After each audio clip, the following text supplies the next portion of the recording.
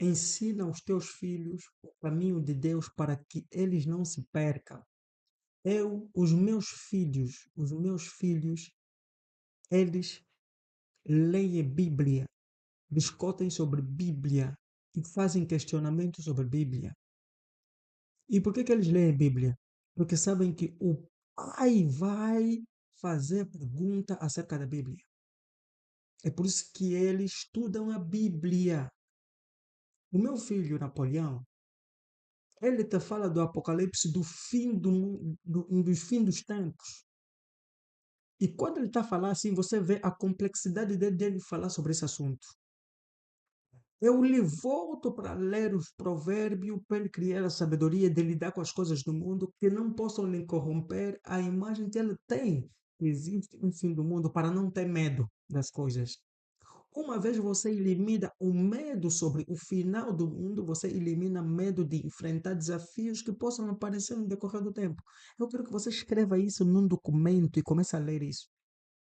Muitas vezes nós temos medo da morte, é por isso que nós temos medo de arriscar agora. Jesus Cristo não tinha medo da morte. É por isso que você vê que ele tinha uma coragem tremenda para enfrentar as coisas. Então, se você quer ganhar muita coisa no mundo, criar empresas, famílias de valor, coisas grandes, você precisa começar a enfrentar o medo, mas tens que começar a enfrentar a partir do final, não do início. Se você começa a enfrentar no início, sem conhecer o final, te traz medo. Você cria indecisão. Mas se você começa a enfrentar o último medo, quer dizer que esses medos de intermédio começam a se tornar o quê? Pequeno.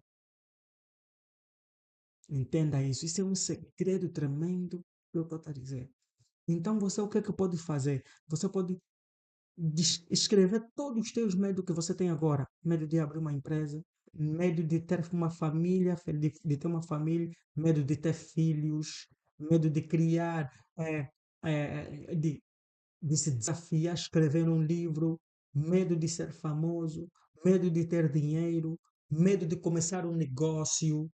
E depois de você descrever todos os teus medos, depois escreve o último medo ao lado, medo da morte, e veja qual deles é maior do que o medo da morte.